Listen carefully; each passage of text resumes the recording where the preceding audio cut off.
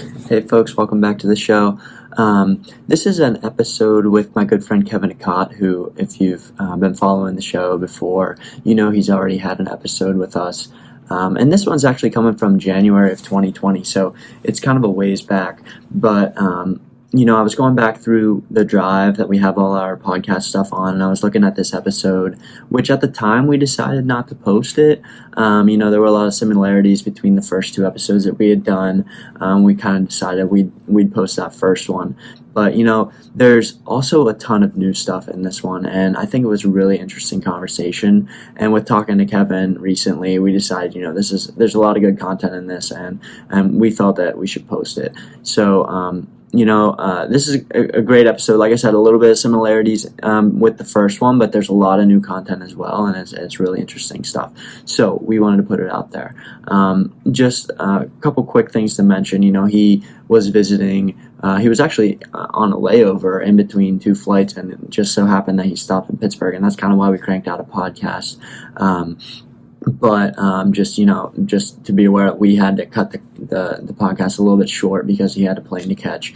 And then just one thing he wanted me to mention, we get into it later in the podcast, but there's something where we're talking about this example of a bullet train and the hummingbird, and he just wanted me to clarify that it's actually not a hummingbird, it's a kingfisher bird, but everything else was completely accurate in that, metaphor, that analogy he was talking about. So I just wanted to bring that up. But hopefully you guys enjoy the show. We did kind of run into a problem with the video, which obviously, as you guys know, was a big thing that kept happening to us all the time in those early podcasts. So that's another reason why we didn't post it originally. But I think you guys will get a lot out of this, and let us know what you think about it, as always. So enjoy this one, and let Kevin know if you enjoy it as well. I think he's starting to possibly work on his own podcast. So, if you like this episode, then hopefully in the future there'll be a lot more Kevin content to come. So, stay tuned. Welcome to Insights of All Trades with Cole and Nick. This is where we talk to people we meet along our journeys through medicine, military service, sports, education, and beyond. We hope you enjoy. All right, Kevin Akat, welcome to Insights of All Trades. Thanks for having me. Yeah. So we're here in Pittsburgh, early January. I want to crack the "it's really nice outside" joke again because we got to do a restart. Yeah, it is really nice outside. Yeah, Super only 8 cold. degrees. It's Yeah, great. exactly. So you're kind of in between things right now. You were part owner of Laundry Stork, which is a company that was in New York City, right? Yep, Brooklyn. Yep. So, and now you're kind of going through a little bit of like a career change, and just all sorts of different ideas are floating around with you. So, Yeah. how about you tell the listeners a little bit about who you are and kind of what you're doing right now? All right. I'm definitely in a transition phase right now. I put pretty much everything into Laundry Stork. I mean, you can talk financially, you can talk time, effort, mental, physical, emotional energy.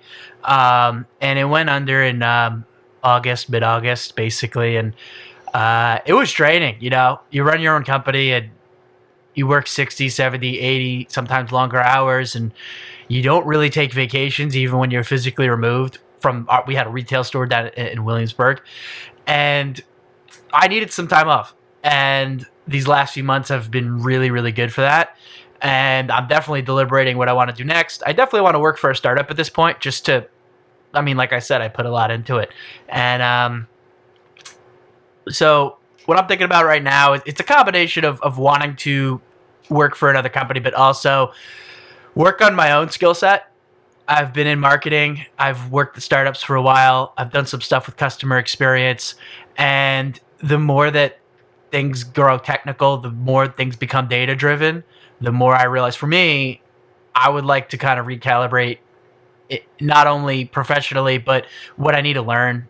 I would like to learn data science. I'd like to learn more about artificial intelligence. I think that's where it's at. I mean, pretty sure that's where it's headed. It's not going backwards. And so that's kind of where my head's at now. I've been working on something on the side that's not anything serious. I told you that I was thinking about starting a podcast myself. I've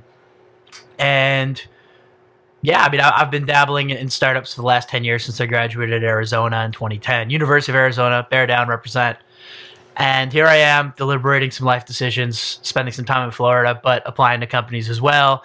And I think I fleshed out more of what I like to do with that podcast as well. So Yeah, so you've got quite a bit of entrepreneurial experience, which is something I'd like to get into later in the show if we do have time. Sure. But we are kind of on a time limit because we got to get you back to the airport. That's correct. Yeah. So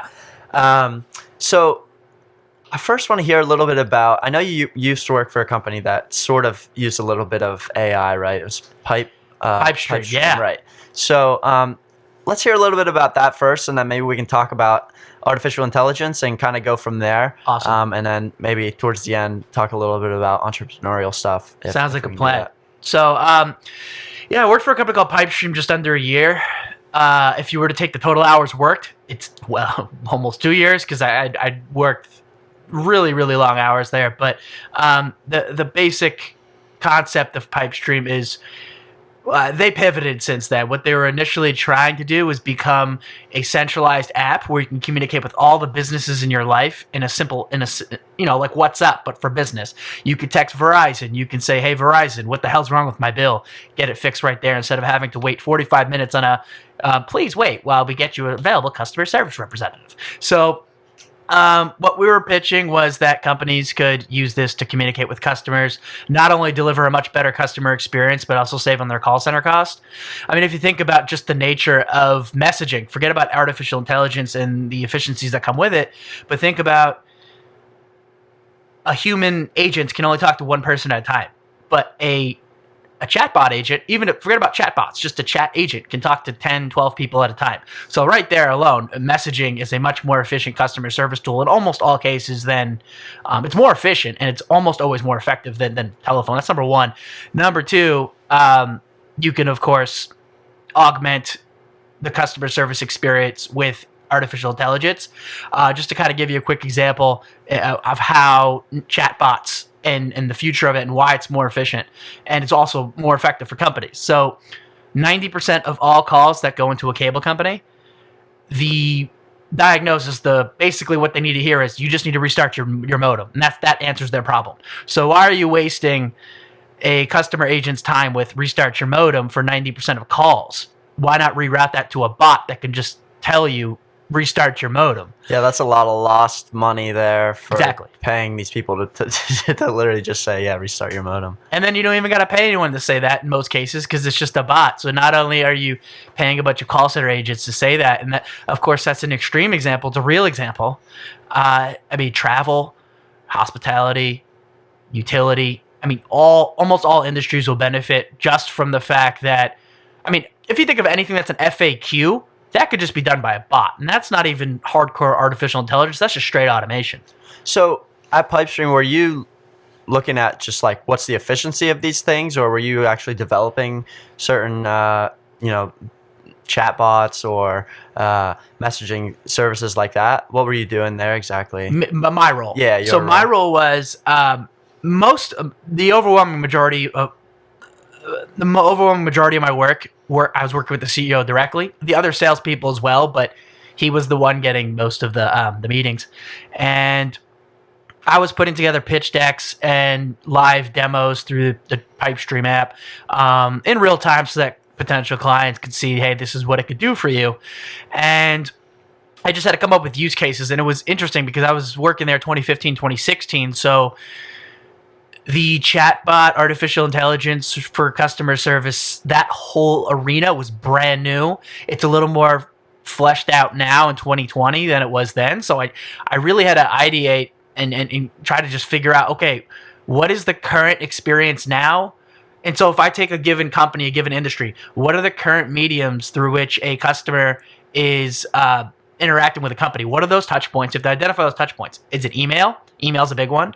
Is it your cell? Is it your phone? Having to call physically? Is it snail mail? Whatever the experience is. And not only do I identify the touch point, literally go step by step exactly what a customer does. So number one, customer picks up phone. Oh, actually, take a step back. They have to Google let's say Verizon's number. That's one step. Step two, then they have to hit call. Step three, then they have to wait for the prompt, the menu prompt. Step four, then they have to listen through. So each time there's a step one, step two, step three, I consider that friction. In other words, it's just there's a signal which there's something that the customer wants, and they're each step 1, step 2, step 3. As many of those steps as you can remove, you're getting a customer much closer to the signal. The signal in this case is having their problem solved. And so how can mobile messaging combined with automation and artificial intelligence reduce those steps, reduce customer friction, communication friction that exists between companies and a customer and getting their problem solved? Okay, and so this was around, you said like 2015 or 15, so? 16, yeah. Is that about like the time that AI started becoming like, something in the news that everyone's starting to talk about? It was just getting chalky, right? Okay. And to use DraftKings terms, it was just getting chalky. So it was right now it's the thing, but then it was just sort of. I mean, I guess you'd say around 2014 and 15 was like the first movers were really going in hard on it. I'm sure the bigger companies have been working on it for longer, but the buzz was picking up around then. Apple Business Chat had announced that they were going to be doing things. Facebook was announcing they were going to be doing things right around that time was when they were just announcing it. So when the hoopla really started around that. Okay, and then now, like you said, it's a pretty hot topic. Yes. So would you mind just giving the listeners and giving myself kind of an overview of what exactly like artificial intelligence is and what that kind of means for us right now? Sure. So artificial intelligence is using computers, using algorithms, using programs to replicate human behavior. That's sort of this human, tasks. That's the simple way to put it, right? And it's so broad. I mean, you got like computer vision, you've got machine learning. Machine learning breaks down into deep learning. You've got all different branches of artificial intelligence. And some people even argue, well, what is artificial intelligence? Is artificial intelligence a computer program that will, let's just say a calculator, right? Is that artificial intelligence? No, that's a computer program.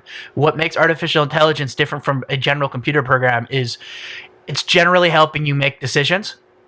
So on any level. So it could be something as simple as which player should I play today in DraftKings? You take in a bunch of data, right? And that's the other part of it. It's very data driven. You have an input, and in machine learning, there's different models that will compute. However, I'm not a machine learning, deep learning expert, or anything like that. But the general crux is that input, process, output is going to help you make decisions, and at every level, even computer vision, right? I mean, you have object detection. If you think of the self-driving cars, like really what those spinning cameras are doing is taking in all the image, but they're also trying to figure out what's in the environment. They're making decisions at 1/1,000,000th of a second, saying, well, this is a stop sign, this is a pedestrian. I mean, everything, it's really about decisions. It's really about data. That's what separates it from just a general computer program, which just does versus decision is probably the way that I would delineate between computer program and artificial intelligence. And so one of the things that might be like a limiting factor with artificial intelligence is the amount of data that you can actually provide for it, right? I think so. I know, for example, like, whenever you're trying to log into something and it makes you like, all right, pick the stop signs out of these images. Yeah. I'm pretty sure I heard this before. Well, I know I've heard this before. I'm not sure if it's accurate, but that whenever you're clicking those things, that's providing data for these self-driving cars. So like it can tease out like, okay, here's a crosswalk. It's like pick all the pictures that have crosswalks in them. Oh, that makes so much sense. It's so that you can just keep adding data to these, self-driving cars or artificial intelligence or whatever. Wow. Because there's a lot of them too that are like, all right, pick out these images that are other cars or pick out these images that are people. Yeah. So I guess that's one of the ways that you can provide that kind of data. But I guess for certain problems, certain issues that you're trying to solve with artificial intelligence is kind of where do you get the data for that kind of stuff? I mean, that's a good question. I think that your data is only as good. Your algorithms, your machine learning algorithms is only as good as your data, right? Like if you have crappy data, you could have the world's best algorithms. It's not going to matter. Mm-hmm. So you're using that term machine learning. What exactly does that mean? Machine learning, it's really just advanced algorithms. If you're familiar with an algorithm, it's basically just, an algorithm could be simple as something we'll start the process. You can say, should I go for a run today? Is it raining? Yes or no. If no, then don't go. If yes, then go. I mean, that's a very, very basic algorithm, but like I said, it just goes back to decisions. So there's different models that data scientists use that's well beyond my understanding. So it's like one of those, what do they call it, like flow? Like a flow diagram? chart. Yeah, I mean, I'm sure there's other. I'm sure that's just one very simplistic example, but basically, you're just relying on large amounts of data, and you're building models, you're building algorithms to take in that data and learn from it. One example that I can give is if you take, I mean, the classic example is like a real estate market, right?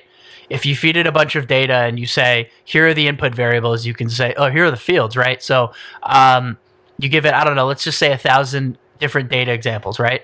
Maybe price is an input, maybe number of, so crime rates, maybe, I don't know what else, like I guess rankings of the schools. So you can take in all these different fields, all this different data, and if you build the right algorithm, it should be able to predict the output, which in this case is the value of the home, right? You want to be able to accurately predict the value of a home. So if you give it a random, if you give it 1,000 examples, it learns on its own how to predict it using the input data. So if you give it a random, what do you call it? Example. You say the crime rate's this, the school rankings are this, the area it's located is this. If you give it these examples, it should be able to give you an accurate output value. Okay. So. And then how's that different from deep learning? Whenever you mention deep learning, I assume they're different things, right? Yes. So deep learning is a subset of machine learning. Okay. And from the best of my understanding, the way it differs from machine learning is that you're dealing with something called hidden layers. I'm going to not make the mistake of trying to go too far in depth, because you should be looking at a visual to understand what deep learning is on a very granular level. And from the best that I understand, you're dealing with a lot of input variables, and you're dealing with something called activation layers. And as you go between these different layers, so an activation layer would be, for the best of my understanding, weighted connections between the different input variables, and they're all sort of meshing. Okay. And I guess even the data scientists don't know what's going on like in these actual hidden layers, the activation layers. They just know how to build the algorithms that run it. So yeah, no, seriously, they're called black box. You know, it's like a black box. You don't know exactly what's going on. So and basically so the example that I can give that can help give some more a concrete example would be if a deep learning algorithm could learn to detect faces, right? You give it a picture and you want it to detect a human face. And it's going to use something called edge, I believe it's edge cases, if you've heard the term. So it's going to take a picture and it's going to identify pixels where there's different gradients, right? So as the pixel, so if you know, pixels have values, right? Like orange, different shades of orange, and the RGB values. Yeah, the algorithm will start detecting the RGB values and start, okay, these set of pixels are like beige, these set of pixels are blue, so it starts grouping them into different sort of boxes, and then they're little nodes, and then that's the first activation layer. It's got a bunch of different groupings of pixels, and then the next step, the next activation layer, you're now taking those groupings and you're getting more less specific and more broadly defined categories, or so for example, that kind of becomes the new input, goes into the next layer, and then all of a sudden you start getting pixels that are like your nose, and then this node are pixels that are kind of like your eyes, and then so it's based on the shades and different RGB values, I guess.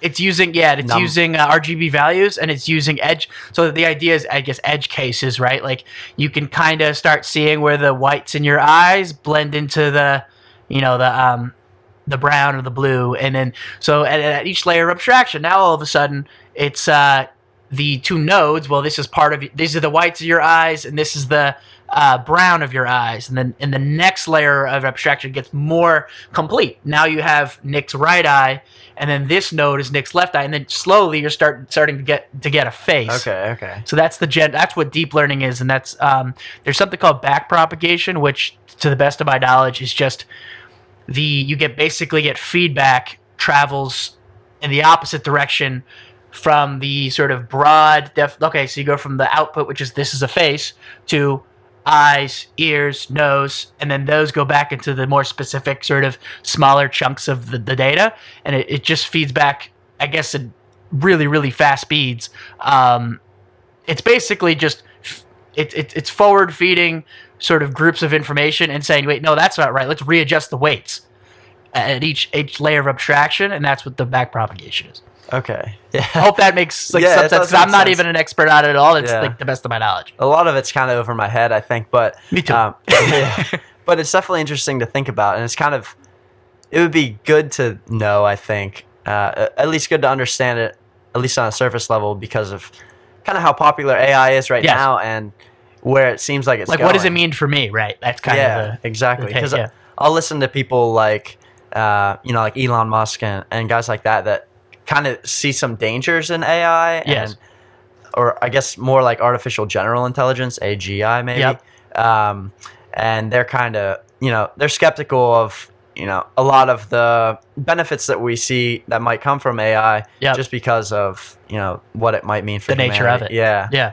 Do you see any sort of like possible like destruction of humanity coming out of this kind of stuff? I mean, if guys as brilliant as Elon Musk, and I don't say Elon Musk is brilliant because he's rich and successful. I say he's brilliant because he actually is, right? I mean, you got a lot of these Fortune 500 CEOs, and I wouldn't necessarily call them brilliant. They're probably smart, but I wouldn't call them brilliant. He is. And with him and guys like Bill Gates, like the truly brilliant people in this world, when they start telling you there could be a real issue, I mean, it's probably smart to at least listen. So that would be my first data point, would be, just blindly believe them. But if you really start thinking about it and just conceptualize what it might look like, I mean, you're building machines that will be eventually and already infinitely more intelligent in certain areas than we are. I mean, just calculation, for example. They're so much more intelligent in basic numerical calculation. Now imagine when these things start getting other capabilities that, they can start doing things that are so far beyond our comprehension. Yeah, of course, it's reasonable to worry. I don't know if we talked about this before, but a very simple but scary example is, I don't know if you heard about the Facebook chatbots, and they built, this was maybe in 2016 or something, but Facebook everything's like so recent, so fast. The rate of change is crazy. Yeah. And they built these chatbots, and these two chatbots created their own freaking language. I guess to hide what they were saying to each other. That's creepy. That is very creepy. They created their own language to communicate with one another. I mean, Facebook shut that crap down real fast. So did any like data analysts or like computer tech people, did anybody figure out like how to read that language or anything? That's a good question. I don't know. It's like, what were they saying to each other? Yeah, like plotting our demise. Zuckerberg's an ass. Yeah. Making fun of him. I don't know. Jeez. I have no idea. Or like, I wonder. Go ahead. I don't know. It's kind of interesting. So if we teach AI like English or something like that, are they going to end up using, say AI becomes like this, AGI, and they're all talking to each other and everything. Do you think they're going to end up making their own language like these Facebook chatbots did, or are they just going to... Well, I guess we fear, it's a common phrase, but we fear what we don't understand. Mm-hmm. And so there's a right to fear that, because if the reason why we fear it is because you're literally saying they're going to create a language we can't understand. That's scary, that alone. But to answer the question, if they are that much smarter than us, and then they can at least reason. Maybe they don't have feelings, I don't know, but they can at least reason well beyond our capacities. And if it's in that AI's assumed best interest to create a language that we can't understand for, I guess, their own benefit. I guess we'd have to teach the AI a concept of benefit, which I don't think is too hard to do, because I mean, with current AI and even machine learning, that's the basic of it. Like the basis of artificial intelligence, there has to be some kind of goal, right? When I talked about data and decisions, you're using data to create optimal decisions to reach a goal. Like that's sort of the gist of it, and that's really how humans and even animals operate. And so, if their goal is whatever their goal is, It's always optimizing, though. yes, exactly. If it's optimal to create another language, it will be smart enough to do it if that helps it reach its goal. And that's the scary thing, is because how do you program AI to have morals, right? I mean, like if it's just like, I mean, an example would be, I mean, you could even make the argument and say that, well, the goal would be to maximize human utility. And of course, the most obvious answer is, well, how do you even measure human utility, for all people? And what if the answer was, and I think we might have even talked about this, but what if the answer was, well, for whatever reason, you got to kill off 2 million people, but then everybody will be infinitely happy and have unlimited resources forever and beyond. And that's the answer. For an artificial intelligence program, as we currently understand them, they would do that in a heartbeat and not even think about it. Yeah, that's scary. That's scary. Yeah, because if they're literally just optimizing, Toward the humanity, goal. yeah, towards some sort of goal. If being more efficient means killing off humans, then why would they not? Right. Yeah, that's crazy. And could you program constraints saying, but you can't kill any people, so then it'll optimize for the best possible solution without killing anybody. But there's a lot of bad stuff that can happen to people that's not just killing them. Exactly. How do you predict all possible constraints? Yeah. And how do you teach an AI then you can say, well, you can teach an AI to learn on its own what constraints might be useful to come up with on its own. But so that is like programming in morals and stuff like that then, right? Potentially. Yeah. Potentially. It gets into some sticky really weird situations. categories, areas, yeah. Huh. So, as far as you know, are there like artificial general intelligence beings right now already created, or Not even close. not even close? How long do you think it'll be until? Because I've seen, everyone's seen the movies and like videos and stuff of like these robots that are doing their own thing, but it's all fake right now, I guess. Right. But like the movie Ex Machina, or Sure. there's all sorts of stuff out there. Right. But, so how far away? I mean, if you had to take a guess.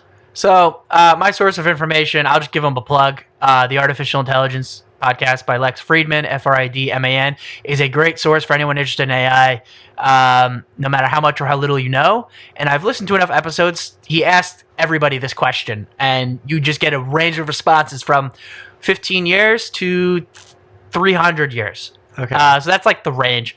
If you had to ask me, But still, even 300 years doesn't seem like that long. I know. Yeah. It's only like several generations, and that has to do with the exponential growth curve of technology, and that's a part of why it's sooner than it's sooner than we might expect. Like Moore's law stuff. Moore's law stuff, yeah. And if you had to ask me when I think we're gonna get it, I think we're at that curve right now, and we're just about to hit it. I'm sort of in the Ray Kurzweil camp of it's going to come sooner rather than later. Maybe his 2045 prediction's a little aggressive. But it could happen in our lifetime, you think? I think so. Okay. I think so. When you talk about artificial general intelligence, though, I'm not sure it'll have a spirit or like a or it'll be emotional. I'm not sure A, we should build those kinds of machines, and B, we ever will be able to. If I had to make I'm gonna give a hot take. My hot take is, I guess it's the Ray Kurzweil idea, but that we'll probably merge with them, because I'm not sure we can completely reconstruct what AI does. So either it already seems like some of that's happening, like the Neuralink and things like that. That people talk about uploading themselves into computers and all sorts of stuff like that. it doesn't seem like that's necessarily even too far away. I don't know. We gotta learn about the brain. Yeah, that's true. Yeah, we do have to. We don't even know what the brain is yet, really. No, we don't. And you have, I know you have some neuroscience background, so like even coming from you, I don't think we know shit. Yeah, no, there's so much still unknown about it, and it almost seems like what we're doing with computers and technology and AI is almost just trying to rebuild the brain out of silicon instead of carbon and whatever it's made out of right now. Yeah. I don't know what it's very interesting because at that point then you're just almost creating just like a evolved human. Sure. Kind of thing. It almost feels like it's evolution right now. Like it does. Yeah. It feels evolutionary, and if I had to say what's optimal and what will likely happen is we need to take what humans do best and make sure to keep that. And we have to take what computers do best, make sure we keep that. And can we mitigate what humans don't do well? And can we mitigate what machines don't do well? And like, how do we keep that optimal? So like, if you're going to create AGI that has no connection to humans in terms of merging with them, right? Then you might lose all the stuff that's unique and cool about being human in the AGI. And so AGI might be inherently limited because it doesn't know what it's like to be human. Therefore, it's just constrained because it can't possibly experience love and these kinds of things. I mean, if you want to maximize human utility, like, love needs to be part of that equation, and all these things about that makes being human awesome. Yeah. Let's just take away the pain, take away the suffering, which sucks about being human. It's like, how do you keep those cool things about being human? And I mean, one way to do that is if your body is capable of experiencing pain, well, that would be awesome if we could just shut off those pain receptors. And some of the ways of what if we have metal legs and metal arms and metal body parts someday that can't experience pain like that? But we can keep all the stuff in our brains that allow us to experience, and we can maybe program sensation, right? Yeah. That would be cool. But I mean, even with pain though, like, not that anyone ever wants to feel pain, but like every now and then. This is your military background coming out. No, I know, but it's like every now and then it just kind of does remind you like that you're human and like, yeah. I don't know.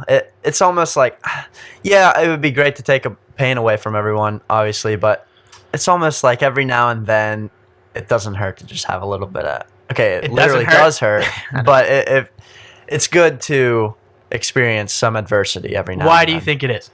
I think because you build upon it, and if you experience adversity, then you can become a stronger person yourself.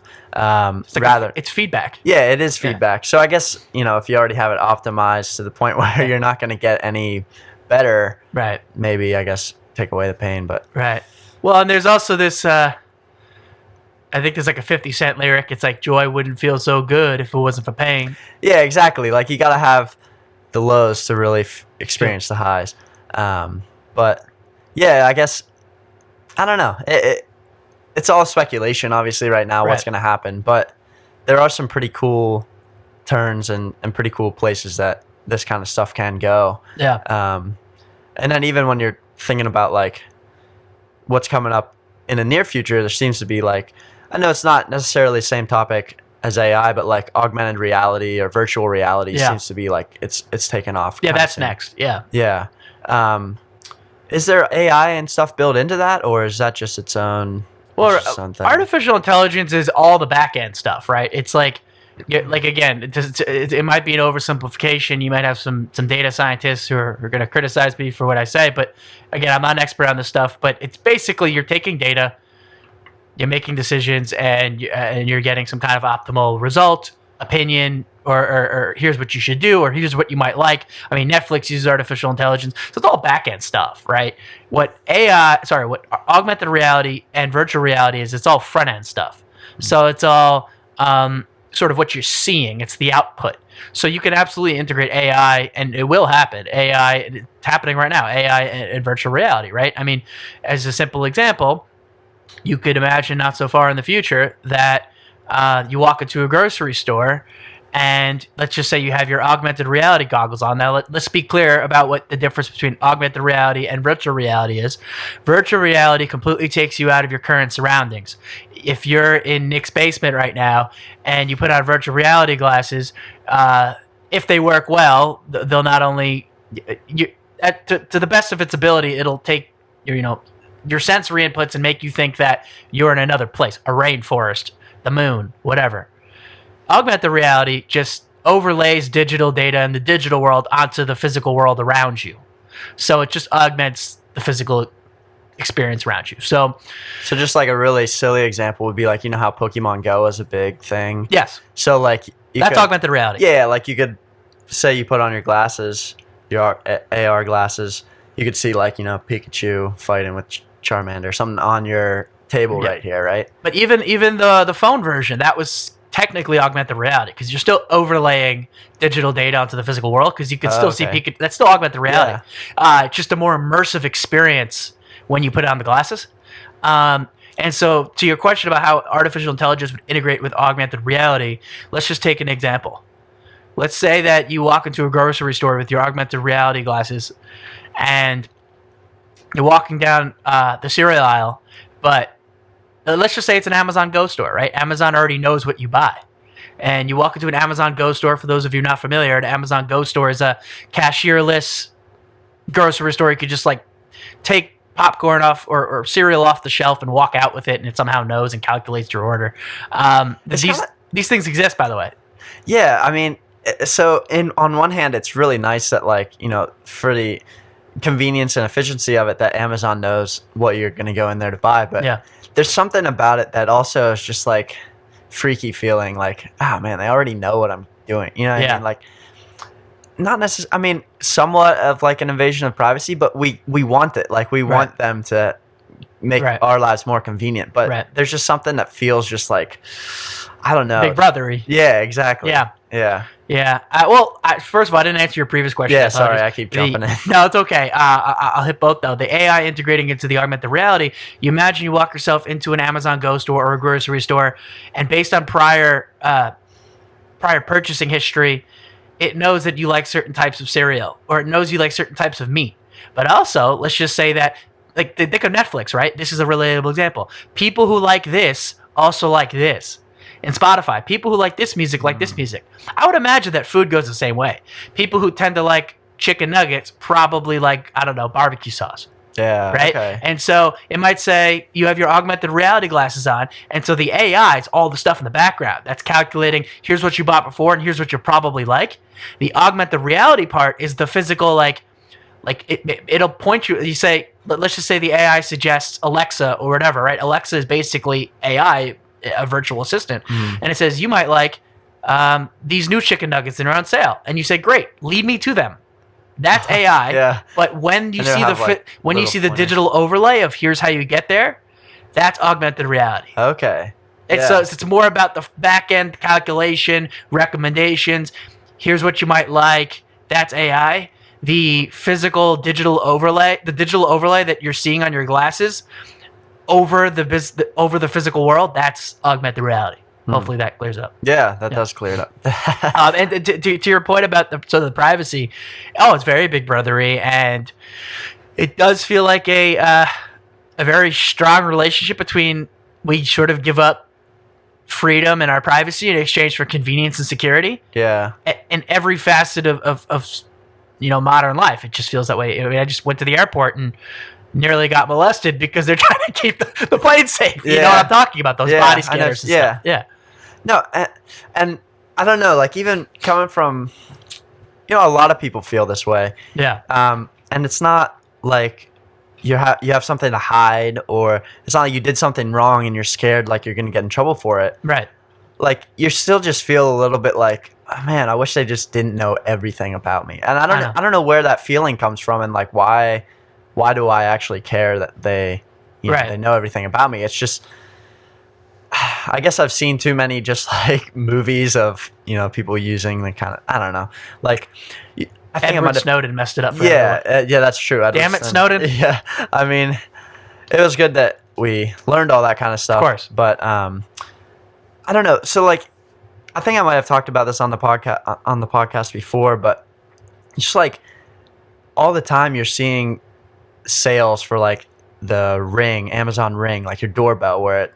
Oh yeah, the it's security cams. Yeah, and it's like, so there's literally going to be a camera on your house all the time now. Yeah. Alexa that's sitting in your house just constantly listening, because as soon as you say Alexa, she perks up, so it's like that yeah, it's listening to everything. Same with like Siri and all that kind of stuff. And again, it's not like there's anything that people are hiding. It's just that I don't know. It just feels like there's value in having privacy. Exactly. Sure. Yeah. But then there's also value in all this data that all of these things are collecting, and I think that's one of the things that Snowden brought up, is that there's all this data that they're collecting on everyone, and what would, I guess, like more like Facebook and stuff like that, what would stop them from selling that sort of data to companies or to governments or something like that they could use that sort of data against you? Well, there's two ways to answer this. One is what people individually can do. That's they can, of course, stop using these services, and of course, you're foregoing convenience. And on one hand, you can make the argument that, well, you're getting value out of the service, and in exchange, I'm giving you some of my private information. So we're just gaining value. Mm-hmm. And you can say, well, that's up to you, buddy. And so I think that's part of it. I think the other part of it is that we need a better regulatory environment around it. And it's nice to see guys like Mark Zuckerberg being tried by Congress and getting grilled on privacy concerns. And you just have to wonder how authentic those hearings are and whether anything will be done. And so I think it's a combination of individual sort of decision-making on which platforms and services they decide to use. And, that's the nice thing about a competitive marketplace, is that if a company that comes, I think that's part of why Apple does so well. Do you notice that they start marketing themselves on, we are the best in privacy, we keep your data safe? Like, to me, that I find value in that, actually. And that's part of the reason, that's one of the 3 or 4 reasons why I use Apple over Android. So I think on one hand, it's individual choice, which will then lead to better solutions in the marketplace that optimize convenience with privacy. And I think the second part of it is a top-down. There needs to be more regulatory. There needs to be a better regulatory framework to hold individuals and companies accountable. That's a pipe dream. But I think if you were to ask me how this gets mitigated, I would say those 2 ways: top up, and bottom up and top down. Okay. Yeah. So how much time have you? So I know you're pretty well versed on all of AI, augmented reality, all that kind of stuff. At least for the people I know. Yeah. Compared to your average human. Yeah. So let's see. You've probably been spending time listening to what you said, like the Lex Friedman podcast and stuff like that. Have you dabbled much in computer programming, or like the physics behind it, or I guess just where do you kind of start for somebody that wants to get more interested in this kind of stuff? So, and what are you doing now? What am I doing now? Yeah. I haven't done a whole lot. Okay. I've dabbled a teeny tiny bit in Python, and so Python programming is definitely the way to go if you want to start learning data science, as well as R. But Python's the number one. Interestingly, go ahead. So, I guess why are there different programming languages for one, and then why is it that Python's the main one? Okay, so I don't really know the answer to your first one. Okay. I just think that they do different things. I will say this, that so for example, I think it's C or C#, it's one of them, but there are certain programming languages that deal directly with the interaction between the motherboard and the hardware and the actual software. Okay. And Python supposedly has a lot of shortcuts, and Ruby and these other programming languages that, I guess, automate a lot of that stuff you'd have to write in C or C#, whichever one it is. And so it takes away a lot of that very bottom level programming you'd have to do. It's just a much more efficient way to code, because now you're just working on the actual web application, or the actual mobile application you're building, or whatever program you're working on. So I guess they do different things. That would be my answer, because I just don't know. But in terms of why Python, why it's Python, from the best of my understanding, it's very adaptable. That's what I've been told. And I guess there's a lot of packages. I guess the developer community is very big. There's a lot of packages that you can import that are very data science oriented. And if you have a problem, there's a community there, whether on GitHub or whatever. Someone probably has the answer. So I guess it's versatile. There's a large community. There's a lot of import packages that you can go that are data science related. Those would, for the very limited knowledge I do have on that, that's why it would be Python. I believe R is more of a straight statistics language. So you really can't build like websites and stuff off of it. Python, you could literally build mobile apps, web apps. You can build it almost anything on it. So I think people like it for its versatility. Even in quantum computing, if you want to get dabble in that, it's either D-Wave Systems or IBM, whichever one built the developer platform or like the sandbox where you can build, I guess, apps that run on a quantum computer. They have it so that you can do it in Python. And so there's something with the versatility of it that you could just do many things with it. So I guess, like, at what point does this stuff get too abstract for humans to be able to understand what it really is? So, like, I personally don't understand how a computer works or, like, what a motherboard really does and, like, all the different little soldering things and all the silicon and all that. Yeah. But I know somebody out there does, obviously, because somebody invented it and somebody created it. But at what point does this stuff take off where, like, we can't even understand what's going on? I guess that's whenever AI starts to take over and starts to I think we're already there. Yeah. If you look at Google, right? You ask any Google software engineer, they don't know how the whole algorithm works, the search engine. They just know parts of it. They don't know the whole thing. Okay. Like there's years and years of and millions upon millions upon millions of lines of code. We there's no one person there that understands how that whole thing works. I mean, we were talking earlier about the economic system and how there's no one person who could possibly compute sort of the nature of the beast. And like people trying to predict, like, oh, here's going to be like the next recession's going to happen on this day or whatever. Like, there's no way to actually know that. Yeah, flip a coin on which day, right? Yeah. I think we're already there. I think we're already dealing with complex systems that are beyond, the mind's not capable of computing. It's just not. Like I was saying, if you're dealing with certain types of engineers or certain types of programmers, they're probably just really good at what they're working on. There's no possible way that there's a Google engineer who understands every bit and piece of that. Not even like probably 3% of the code that makes up the Google search engine. They might know how the parts interrelate to some degree. But when you're dealing with really complex systems, and as the systems get more complex, we're gonna have to rely on these artificial intelligence machines, algorithms to make sense of them for us, because we just don't. Then that goes back to the argument of, do we merge with machines because we want to be human, but we want to also be able to understand what the hell's going on, because things are going to get so out of hand and so crazy that we're not safe. We don't feel safe relying on things that are not human to just all of a sudden trust their sort of opinion. Yeah. I mean, as far as merging goes, it feels like we're, to a lesser degree, already pretty merged with technology. I mean, we have our phones in our pockets or in our hands all day long. We have computers that we sit at all day long. So there's some, we drive in cars. Right. We're already pretty stuck to these technology things. Right. So, but whenever we talk about merging with that AI, that, I guess, takes more of like a physical connotation of like you're literally like putting something into your physical body.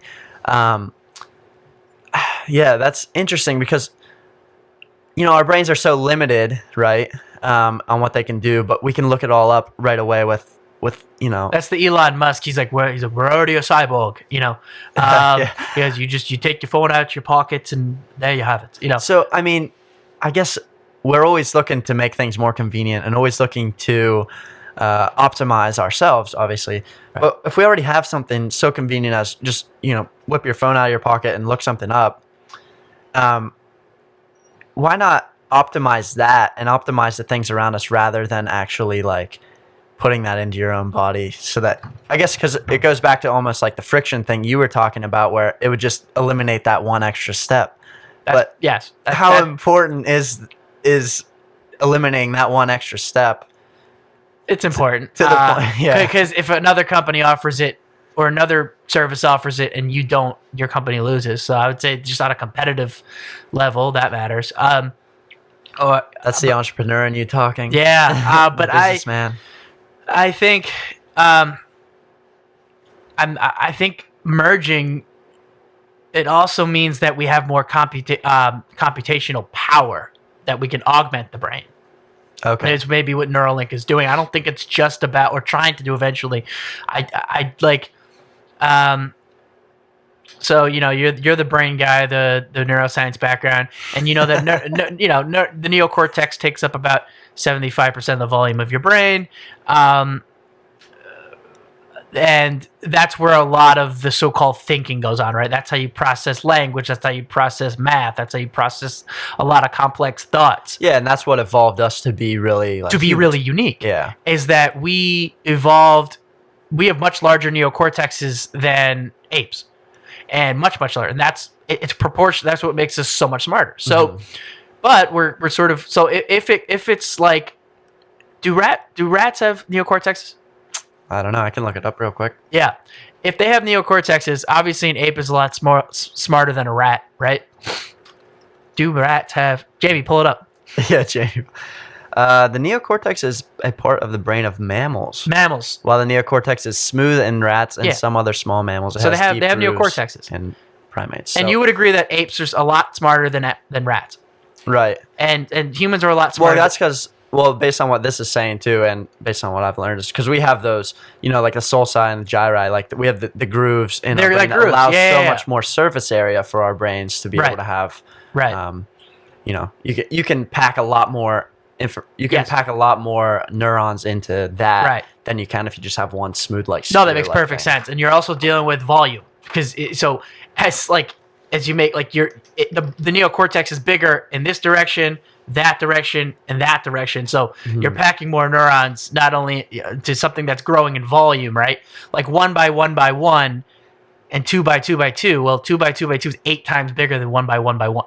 You know what I mean? So you're not only dealing with like a growth in volume when you're enlarging the neocortex, but also, like you said, it's that wavy sort of dinner napkin type fold. But I mean, you would agree that apes are much smarter than rats, and we're much smarter than apes. And so the sort of the conclusion is that we're limited by the size of our skulls. You can only fit so much neocortex into a brain. But if you can use artificial intelligence to create a sort of virtual neocortex, that's why studying the brain is so important. If you can create a virtual neocortex that doesn't have the physical parameter of our skulls, and you can sort of connect your brain to the internet and have access to this collective virtual neocortex. The cloud. Yeah, the cloud cortex, right? I mean, I've often... I showed you that Facebook post I had from like 2008 or 9.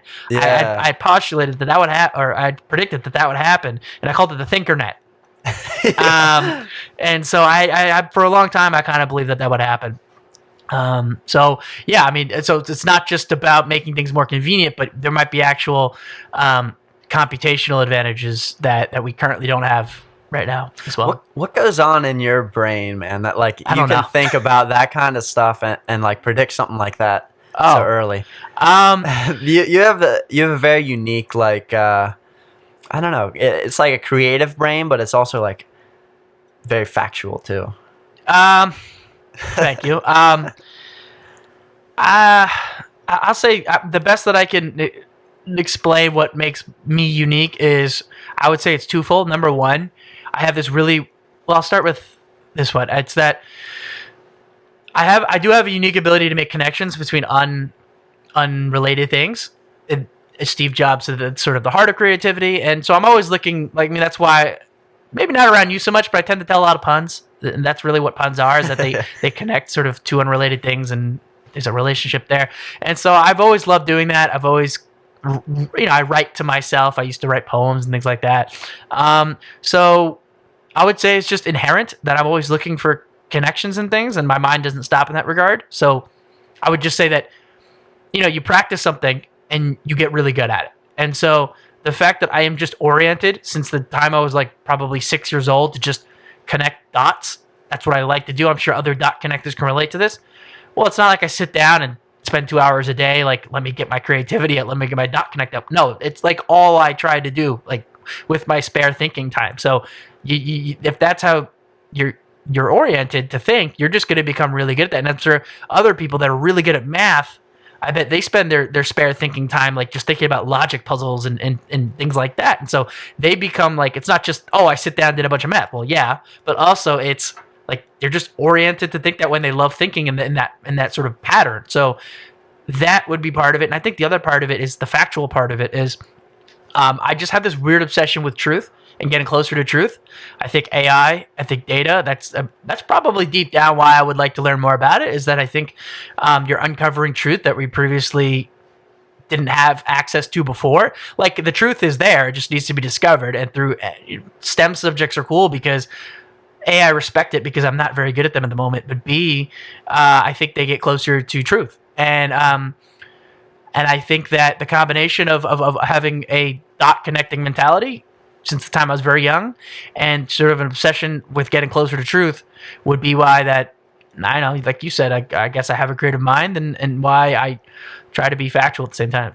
Yeah, I'm so jealous of that because for me personally... Oh, stop, you're a genius. No, I'm serious. Like, for me personally, it's always like a chore to like sit down and study and learn stuff, or like, you know, my baseline of what I want to do is not like you said, where you sit down and you're just thinking and right. You know, connecting dots and stuff. My baseline is like, I just want to veg out and just, you know, watch TV. Or I'm doing that too, though. Don't get me wrong. Yeah.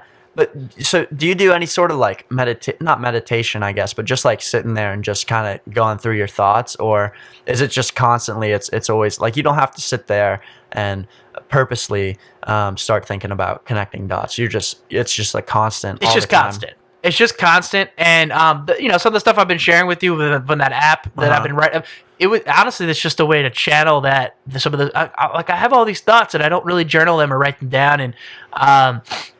And so I started to do that. Do you ever get afraid like you're going to lose, you know, like not your memory of it, but like just like these crazy thoughts you have and like these super like unique things? Do you ever just get worried that, you know, if I don't write it down, I'm going to forget about it? That's why I started writing them down more often. That for sure. Like that, I think that's the main driver behind it was, but I think the interesting thing about writing it down is that, okay, so you start connecting dots and then you start writing different things down, and then you wrote something down 2 weeks ago, then you wrote something down 10 days ago, then 7 days ago, and you go, wait a minute, this thing's connected to that thing. And this, so it really becomes a rabbit hole because now all of a sudden, you start seeing what you were thinking about before, and you go, oh, yeah, that's right. That thing I was thinking about. And sometimes, too, you read something or you hear something or you learn something from someone, and then you want to connect that dot to something else you learned or know or experienced or thought about before or learn from somebody else. So, I mean, what you were telling me that you want to kind of start doing. We're good. All right, let's do it. I mean, let's talk about it. It really is just a big dot connector like thing, right? Yes. So I don't want to steal any of your thunder here. Why don't you go ahead and just give a brief overview. It's a small storm cloud right now. Yeah, maybe someday it'll be thunder. No, there's a lot that you've been texting me about this thing that you're thinking about creating and starting up. Right. Why don't you give like a brief overview of it, and then we can kind of steer it whichever way we want to go from there. Sure. I know you said you have a lot of stuff written down on your phone too. Oh my God, it's I think it's like 20,000 words. Which you're a term paper guy. How many pages would that be for a term paper? I don't know. What is like 250 to 500 words is around like a page, right? So if I have 20,000 words, I don't know what I can't do the math. 40? 40? Yeah, 40. Yeah. Something around, maybe even more. Is that double space or single space? Man, I think it's around 250 to 500 would be like double spaced ish. I don't know, something like that. But it's a lot of pages. I mean, let's just Jamie pull it up kind of thing. Come on, Jamie.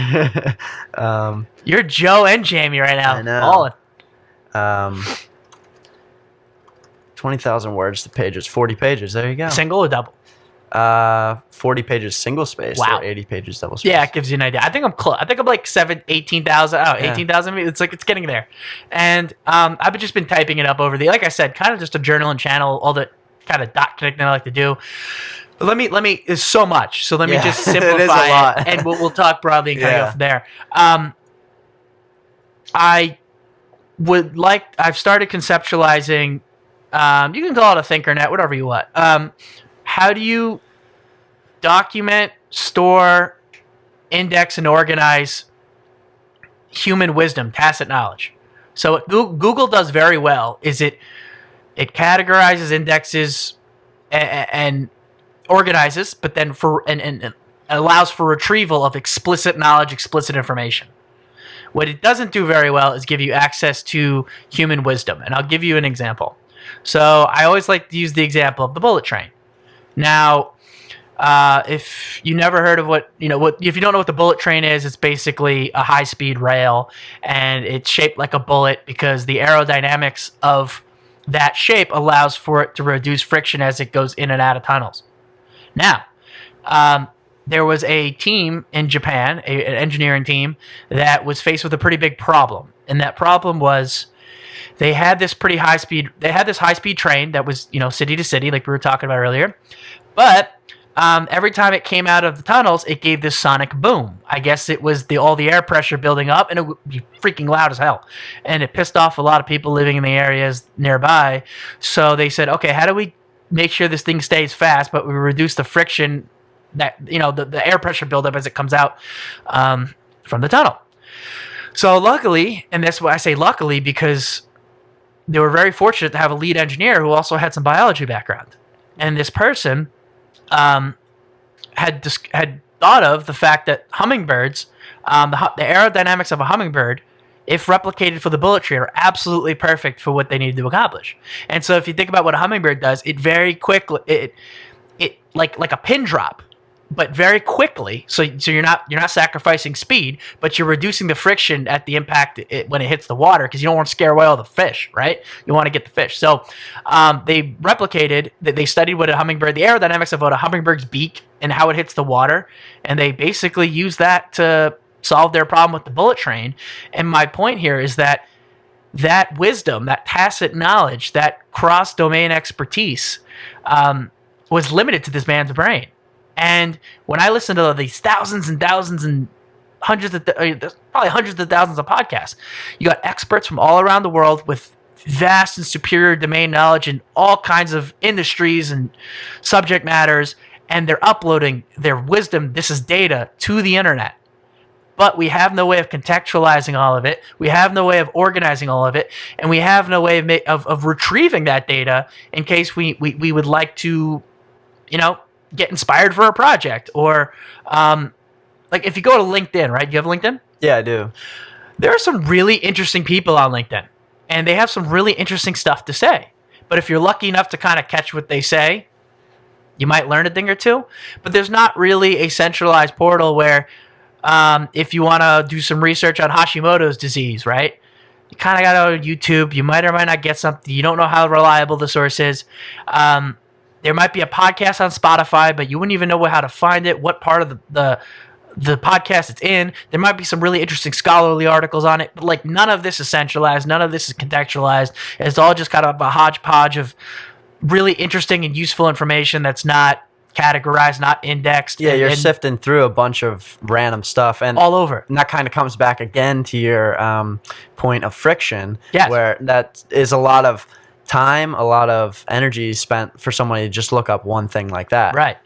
Yeah. And the quality of the information is suspect at best. Mm-hmm.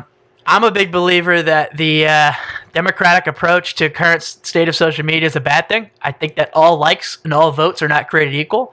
I think especially when you start getting into specialized domain knowledge. So if I'll give you an example. If someone posts a YouTube video and you're Richard Feynman, you're one of the world's great physicists, and I sort of want to give that video an upvote. Now that's great, but if he's talking about some objective subject matter or matter that's only physicists really have the intellectual capacity to know or understand, why should their like of this person's Richard Feynman sort of, let's say he has a theory or whatever, why should my like count as bless you? Thanks. Why should my like count as much as someone is like Michio Kaku or some guy who's a physicist, or Roger Penrose or whoever? That doesn't make sense to me. I think that to also get a more curated internet, I think we also need to start relying more on trust and subject matter expertise as well. And I'm going to give you an interesting quote from Microsoft about artificial general intelligence, but also about how, and I'm jumping a little bit here, but I think the cross-domain aspect is very important here. Okay. And also, before I forget, since you kind of brought up physics stuff like tangentially, I want to table that and get back to it later because I know you understand physics a way lot better than I do. So at least the quantum side, I'm okay. I'm like okay at for like an average dude. So let's get to that later too. Yeah. Then. So the Microsoft quote that I was trying to bring up is, hold on, let me find it. Jamie, pull it up. So this is about artificial general intelligence, and it sort of relates to everything we've been talking about. I don't know. Did we specifically say what really artificial general intelligence is and how that differs from AI? Just it's. I think we didn't make a clear delineation. I might have touched on it, but AI is very broad, and it's more or less built to do specific things. So if you want a self-driving car, well, a self-driving car can't tell you what to do with your relationship.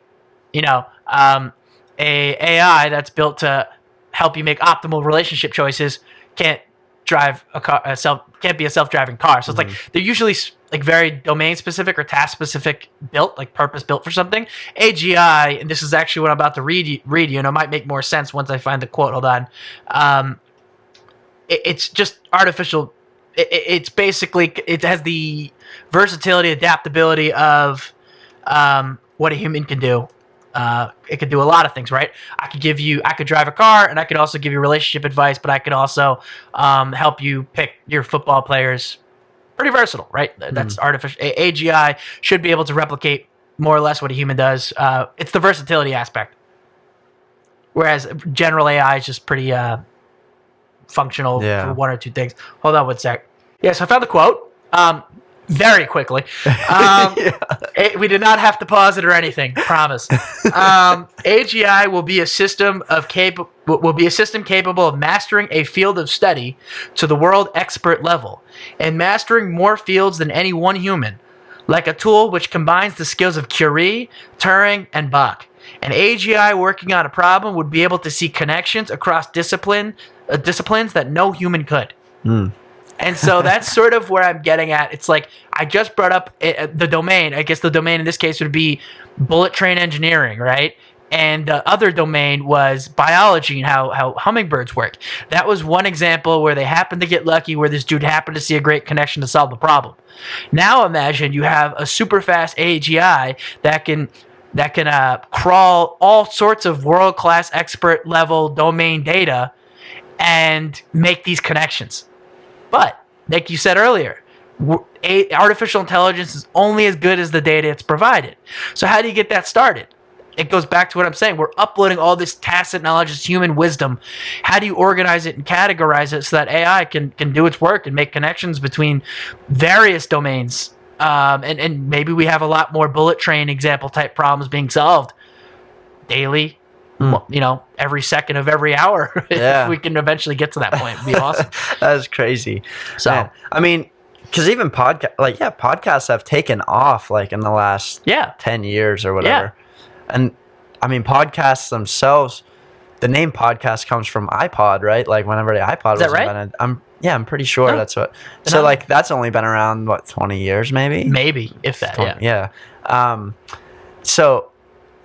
I don't know. It's crazy. It's human. It's also it's fresh. Human wisdom. Oh, sorry. It's human wisdom that's being uploaded to the internet at scale by domain experts in every possible industry.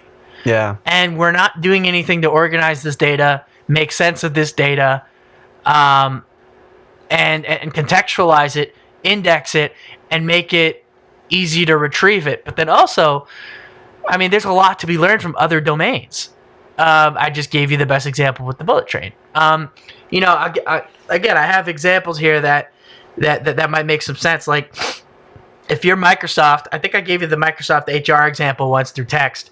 But if you're Microsoft and you want to learn how to motivate your web development team, I don't know, right? You want some ideas. Sure, you could do some searching. I mean, like I said, there's sort of all this friction that goes into it, YouTube videos, this and that.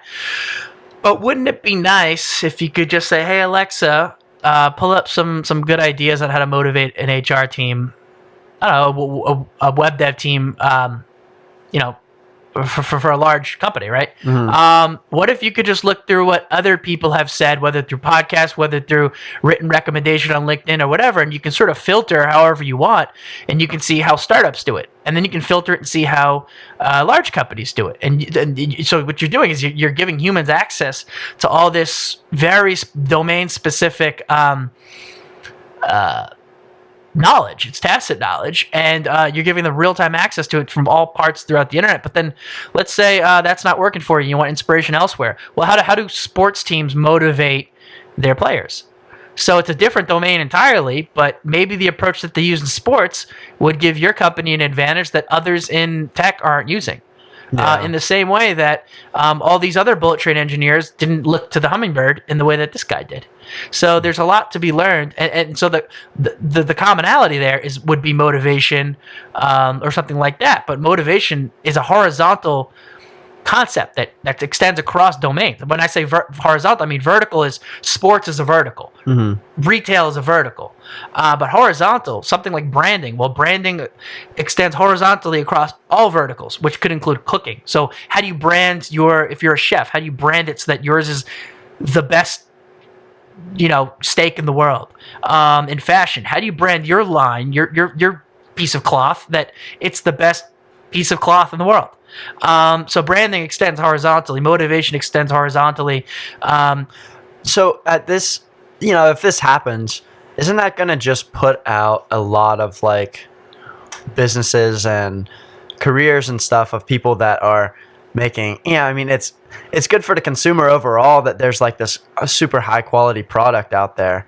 All but right. Then any sort of company that's making not up to that standard, because they don't have this AGI, they don't have this AI in their vertical, right. topic or whatever. You're just talking generally, like they don't have access to this technology. Say they don't have access to it. That's going to put a lot of those businesses, under, and there's going to be a lot of people losing jobs with that too, right? Yeah.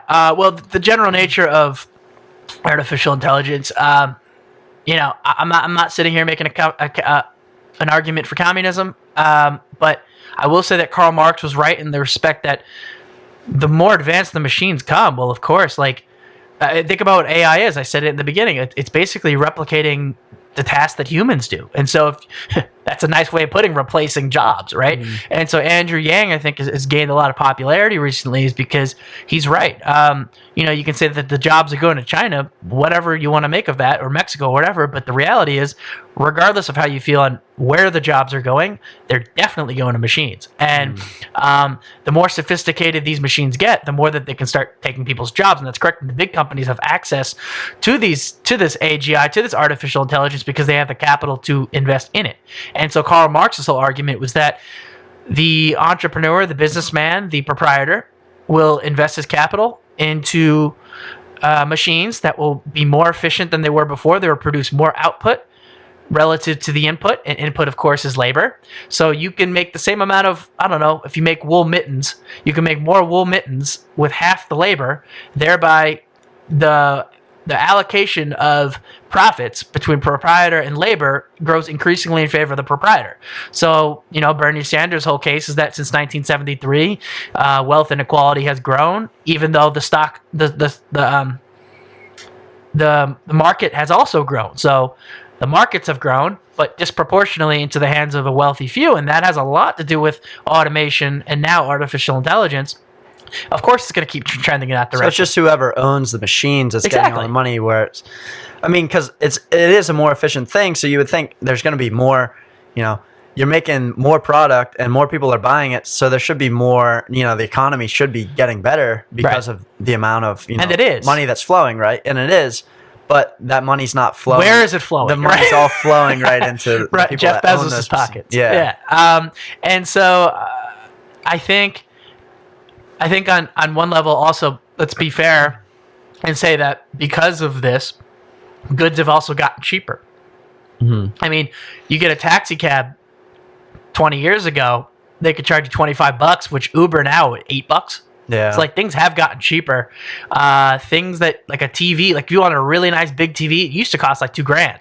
Now you can get a pretty good one for $300. Yeah. With much better, much higher quality, internet connected, so you get much better products at a cheaper price. So that is continuing to happen. I think it will continue to happen, especially because. But it feels like things like laptops and phones are getting way more expensive, but they can do a lot more now. Right. But like, I guess Kurzweil says it's the price performance index or whatever he says. Okay. Price. So the relationship between price and performance is getting better, right? yeah, well, because I used to get like I'd get a free phone whenever I would, every year, every 2 years, just for having like the AT&T plan or whatever. And now it's like you don't get that, and your phone costs like $1,200. Well, phones are an anomaly, I think. Laptops have gotten cheaper. You can get a really good one now for $200. I was telling my dad he should get a new one. He's like, it's $700. I'm like, no, I can get you a pretty good one online for $200-$300. Or you can build them pretty cheap too. Not laptops, but desktops. You can buy your own parts. Yeah. But like phones are a little weird because I think that I think Apple's pushing their luck a little with the price. They keep going up and up and up, but that might have more to do with. I mean, you can get some very cheap Android phones. So I think the phone thing has a little bit more to do with strong brand power. Like when you have strong brand power, you can dictate the price because the cost of like if you only use Apple, then Apple knows that its customers are so loyal they'll just keep paying more and more. Yeah. But something like a TV where the product differentiation and also the brand differentiation isn't that big, well, I really don't care if I get a Samsung or a Sony. Like they're both basically do the same thing for me. Yeah, Whereas exactly. Apple's iPhone does some unique things. So they know that they have that brand differentiation and to some degree the product differentiation. So therefore they do have some pricing power. But for the most part, TVs have gone down, laptops have gone down. Almost every sort of consumer staple that used to be expensive is now cheaper. But I think there's of course a limit to that. Like computers won't be 5 cents. Yeah. I don't think maybe. So we're taking a lot of dives down different tangents, and that's a lot my fault because I keep getting random curiosities of things you say. Where were we at before you were looking for that Microsoft quote? We were talking about something there. Well, we were talking about your idea of bringing up this whole Thinkernet, right? Yeah, the whole Thinkernet. I mean, like I said, there's human knowledge being uploaded at scale, tacit knowledge, wisdom. I like calling it wisdom. So how do you go about making this thing work? How do you make it happen? Like it's so great.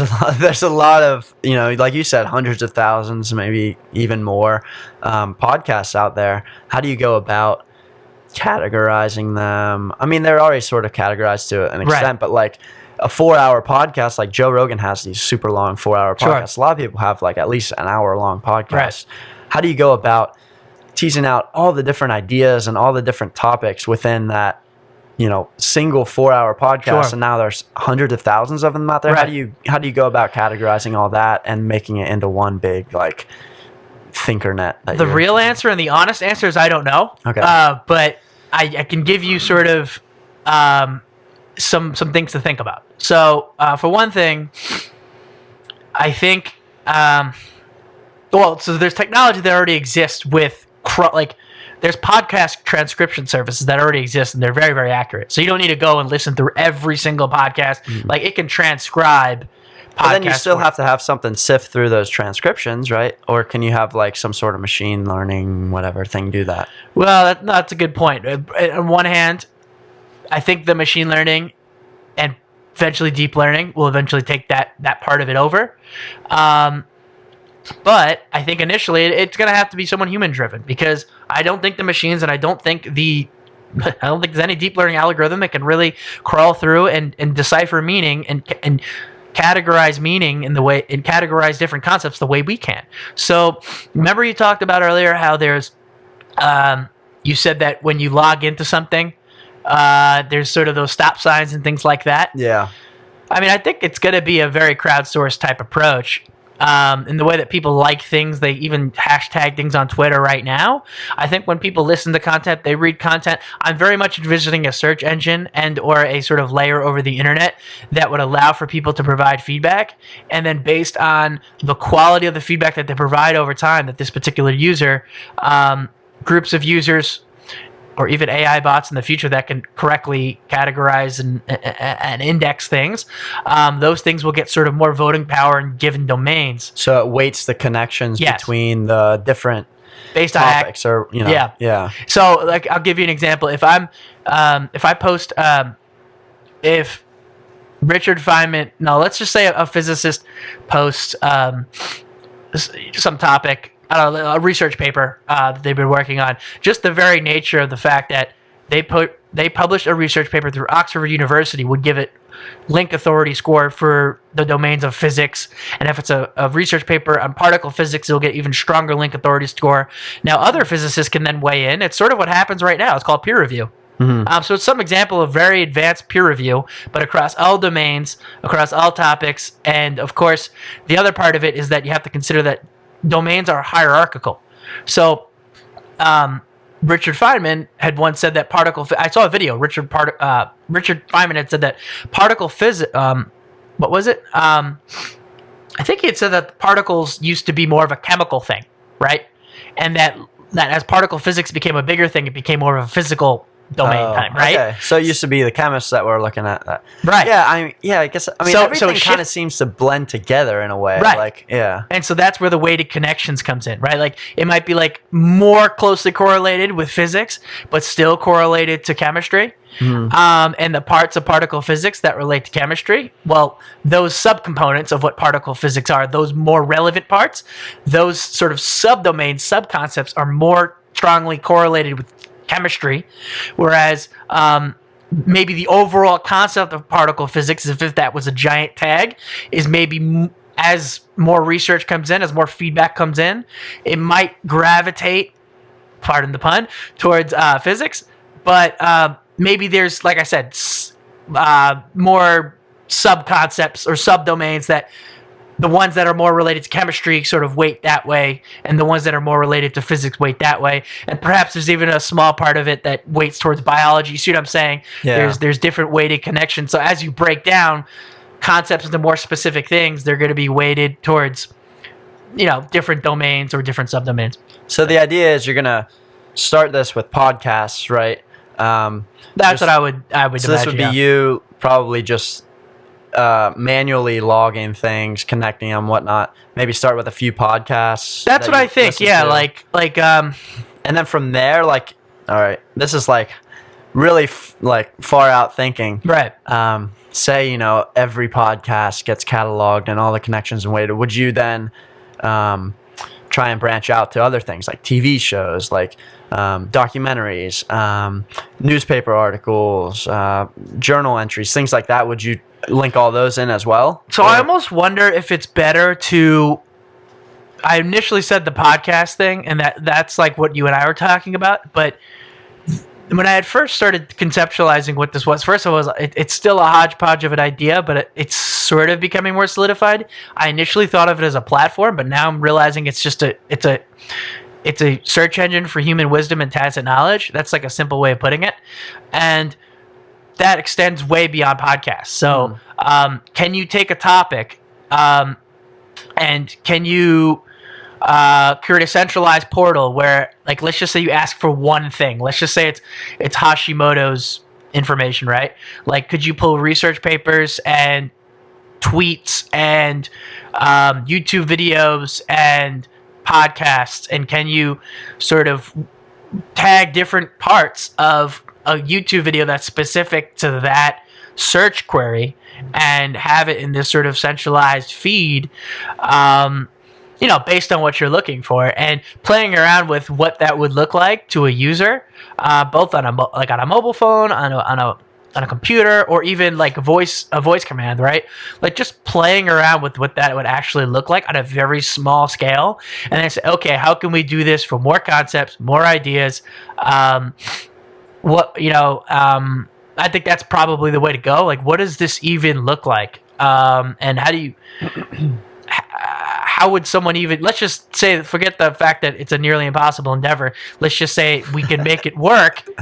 What does that look like? And then maybe work backwards and say, how do we actually do this? So, to me, this is like an amazing idea, but I don't really know how you go about even starting that. Do you have any ideas like where you're going to start with this kind of thing? That's kind of why we're talking about it right now. It's a level. It's like I just had to kind of put it out. I wanted to put it out there. Like I was initially like I didn't want to, but I'm like, you know what? Screw it. It may not make perfect sense to everybody listening. it shouldn't because it's so much. But I do think that getting it out there, talking about it, talking about it with you, even through text, it did help me. It really did help me sort of solidify what this framework should even look like. And for me, it's been working out more and more use cases of a particular query, like what you might want to know, and playing around with, well, how does an entity relate to the relationship with other entities, and how do you categorize relationships between things? So, for example, the example that I used, and I just do it off memory because it's probably going to take a while to find. I believe it. You know what? Let me find it on here actually, because it's pretty good. It sort of encapsulates pretty well, sort of the essence of some of this. So take the phrase "suffering from." That you're defining sort of a relationship with two different entities. So people, which is an entity, a noun, relevant relationship would be suffering from Hashimoto's. So you're connecting the noun via a relationship, and you're describing that relationship. Now, just to back up for a second on how this can help people with Hashimoto's, my twin sister has Hashimoto's disease. That's why I brought it up. But suffering from is a type of relationship. Beaches can suffer from erosion. Beaches is a noun, and suffering from is the relationship, and erosion is a thing. But if you travel down a layer of abstraction, I'm kind of reading off my notes here, sand may not suffer from erosion. Beaches do. Beaches are made up of sand. So you're traveling down different layers of abstraction. Well, bigger things make up, smaller things make up bigger things. Right? Sand makes up beaches, but erosion affects beaches, not sand. So the collective whole, which is erosion, could be suffering from something that the individual components are not. So much of this is about hierarchical knowledge and how do you define relationships between entities. Like those are two major components of this.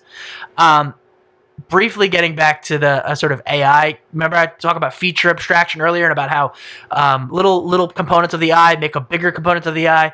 Like think about it like a very pretty girl, right? Think about it just like if you zoomed in on her nose. Nothing really attractive about a nose by itself. Right.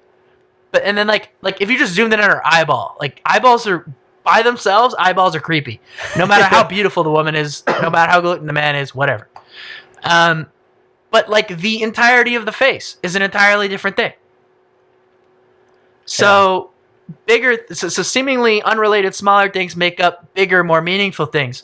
And so you don't say that sand is being eroded, although like I guess no, beaches are being eroded. Sand doesn't get eroded.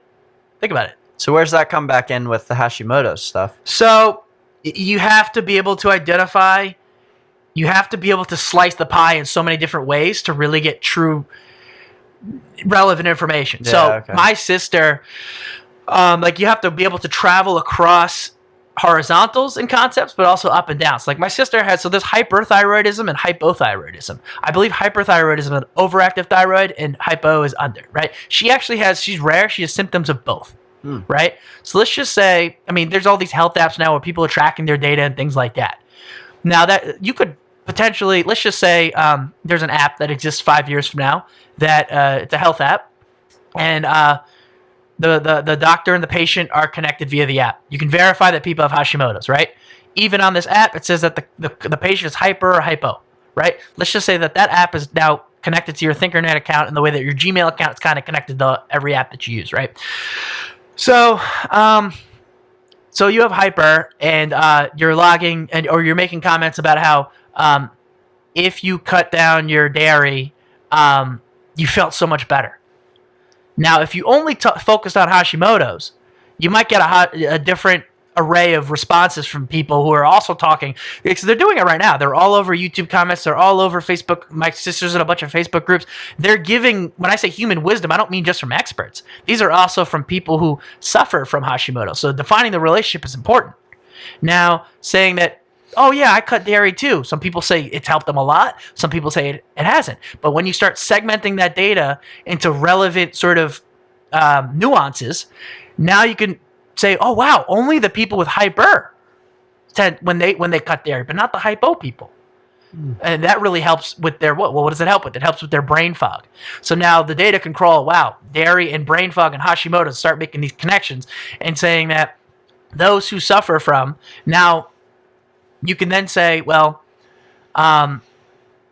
you could then say, well, dairy is sort of the solution to hyperthyroidism, brain fog.